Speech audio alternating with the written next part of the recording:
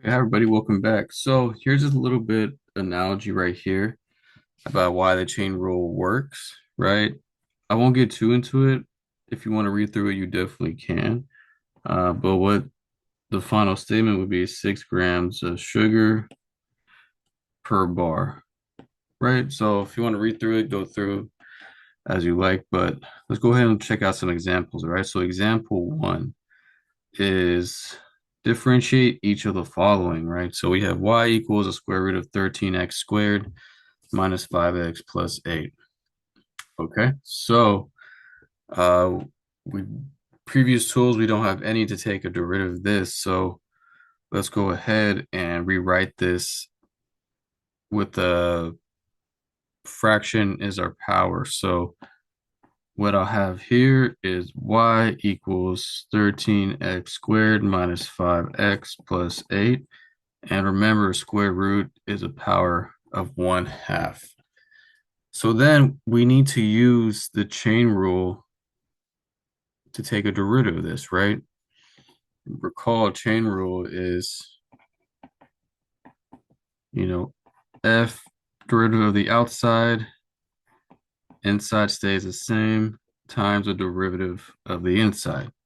So this 13x squared minus 5x plus 8 is our inside, and this 1/2 is our outside. So let's take a derivative of that. So we need to use a chain rule. So what our chain rule becomes is this 1/2 drops down and we subtract 1 from it. So it becomes 1/2 times our inside stays the same. And it becomes to the negative 1/2. And I need to multiply it by the derivative of the inside, which would then be 26x minus 5.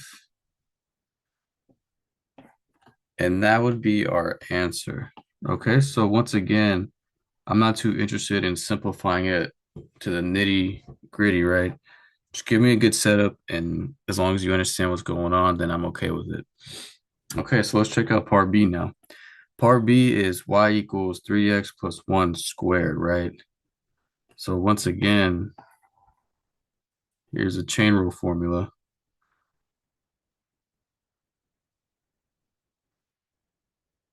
right? Chain rule. So I need to find the derivative of this. So this 3x plus 1 is our inside, and this squared is our outside. So once again, to take a derivative of this, I'm going to bring down the 2 and subtract 1. Okay. And that inside stays the same. So it'll be like to the first power, if you want to write that. And then times the derivative of the inside, which is 3. So this is times 3. Okay. So here's a situation where you can simplify a bit, right? Because you have 2 and 3, it's not too much going on. So you can have like 6 times 3x plus 1, right? Then you can distribute into 6, and you should get 18x plus 6, right? And that's a derivative. So that is the derivative using the chain rule. Okay, so let's move on to part C now. Part C is looks a little different now, right? We have 2 divided by 2x minus 3 to the third. So remember that when we have two functions being divided by each other, we want to take a derivative of that, we got to use the quotient rule, right? So remember the quotient rule is g times f prime minus f times g prime all over g squared. So we got to find our f and g prime. So remember that top one is f and bottom one is g. So let's go ahead and piece this out. So we have f is just going to be 2.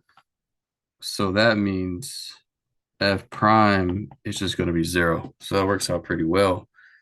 And we have that g is 2x minus 3 cubed. Well, oh, here's where we got to use a chain rule now, right? So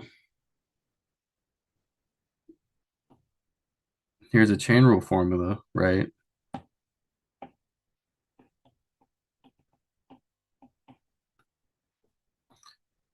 So I need to use a chain rule to find the derivative for g. So what this becomes is, right, the 3 drops down, subtract 1 from it.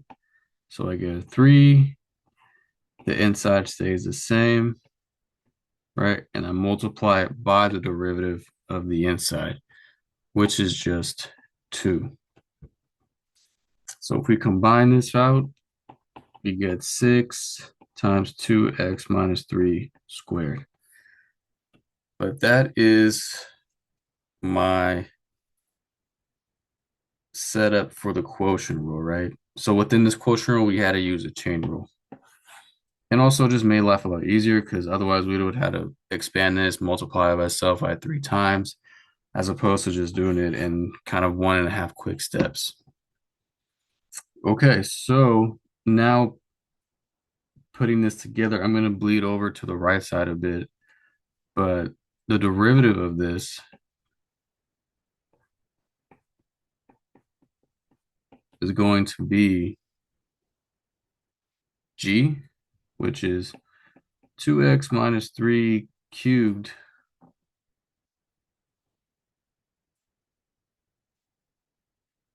times 0, which is f prime, minus f, which is 2 times g prime, which is 6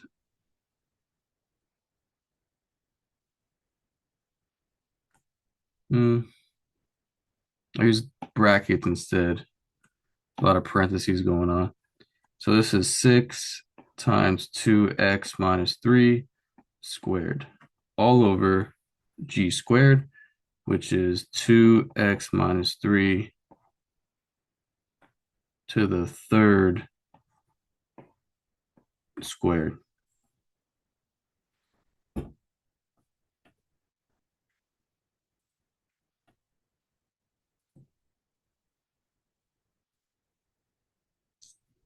Okay, so if we simplify this out a bit, right? Anything times 0 is just going to be 0, right? So this is going to be, I'll use a different color. This is going to be 0. And then I'm just going to distribute in this -2 here. So what I end up with is negative 12 times 2x minus 3 squared all over, and then this 2 distributes to the 3. So this is 2x minus 3 to the 6th, right? When you distribute exponents, then they multiply. All right, cool. So we have a common expression here. So what we can do is actually cancel that out, and then this just becomes a 4. So what we're left with is negative 12 over 2x minus 3 to the 4th. And that's our answer. Okay. So that is part C. Using the quotient rule, and within that quotient rule, we used a chain rule. All right, so let's go ahead and look at part D. Okay, so let's look at example D. So there's not enough room here. So what I'm going to do is use a separate page. So here's part D, right? F of x equals negative 3 over the cube root of x squared minus 5x, right?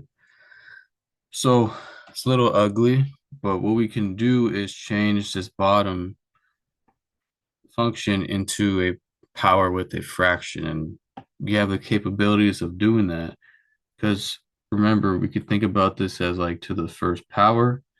And the way we can rewrite this is negative 3 over x squared minus 5x to the 1/3 power. That's a cube root. Okay. So that way it's easier to take a derivative now. But once again, we have a lot of things going on. We have the quotient rule, right? We need to use a quotient rule for this, which is g times f prime minus f times g prime over g squared. And we need to use the chain rule.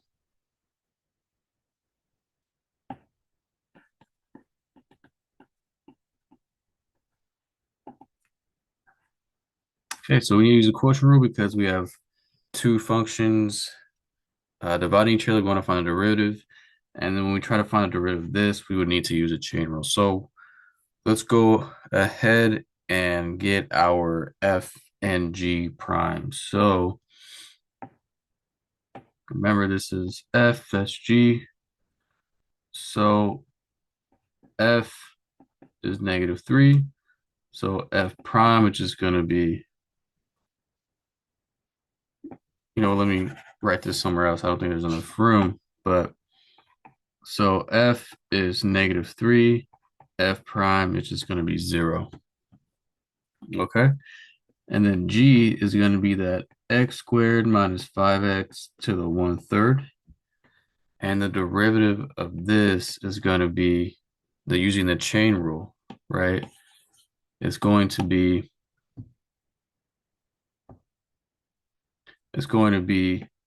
through the outside, so that drops down. We subtract 1, keep this the same, then times the derivative of that inside. So this becomes 1/3 times x squared minus 5x. That stays the same. When we subtract 1 from 1/3, so it becomes -2/3. And we got to multiply it by the derivative of the inside, which is then 2x minus 5. Okay, so that is my derivative of g using the chain rule. So if we put this all together, we're going to have f prime of x equals, using the quotient rule, right? We're going to have x squared minus 5x to the 1/3 times f prime, which is then just 0, minus f, which is -3, times g prime, which is this whole mess right here. So 1/3, let me do this. It's going to be 1/3 x squared minus 5x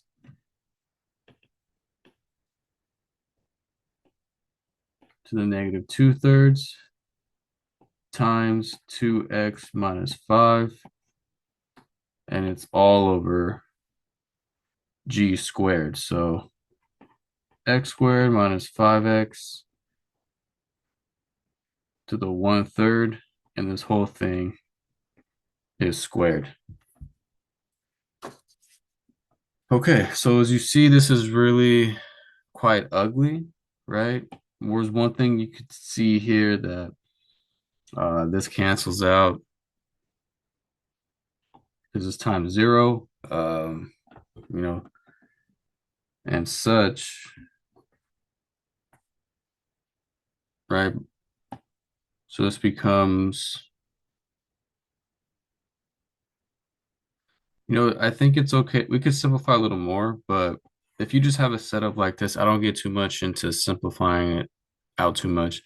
But if you have a good setup like this and it's correct, then you could leave it as such. Okay, maybe you could cancel out to 0, but don't worry about too much about simplifying it. Okay, let's move on to the next one. So part E from above is f of x equals 2x minus 5 to the 4th times x squared plus 5.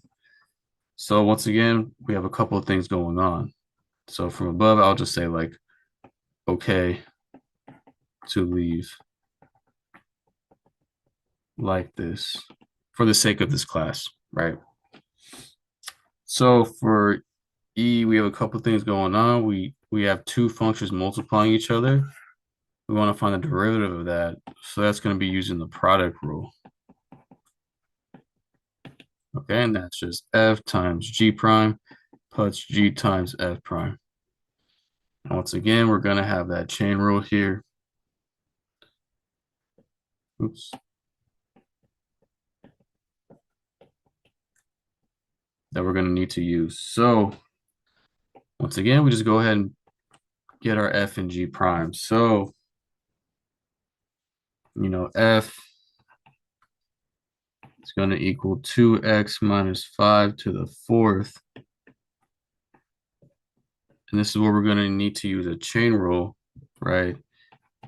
So this would be 4 times 2x minus 5 to the third times the derivative of the inside, which is 2.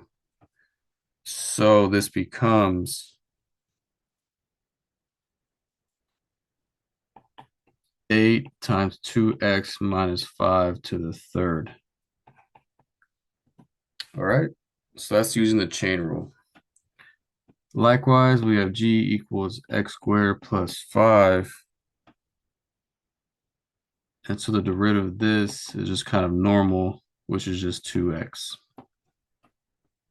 All right, so putting all these into our derivative now, using the product rule, we'll get 2x minus 5 to the fourth times g prime, which is just 2x plus g, which is x squared plus 5.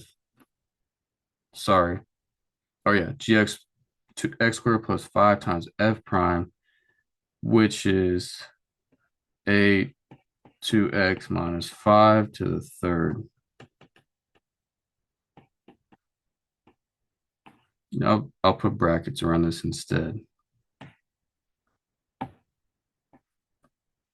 Okay, so that's the setup for that one. And once again, I don't want to get too much into simplifying it out, which you can a little bit, but that's okay to leave like that. So if you leave an answer like that, just set up, I'm okay with it.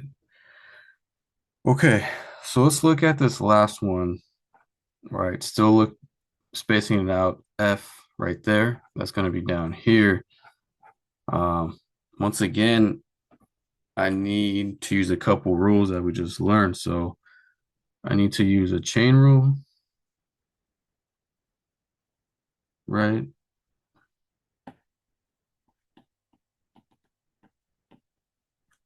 Chain rule, and I need to use, once again, the quotient rule because we have a function divided by a function. We want to take a derivative. So quotient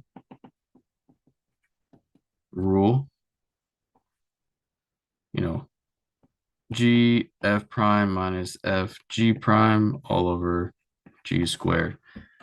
So once again, we just gotta get our f and g. So I have f equals, f is the top one, g is on the bottom. F is 7x squared minus 3x plus 5. That's all squared. And then f prime is the derivative of this using the chain rule. So I got to use the chain rule. So this is 2 times 7x squared minus 3x plus 5 squared. That's, let me go ahead and bring this down here. There's not enough room. Okay, then the derivative of the inside, right, would be derivative of this, which is 14x minus 3.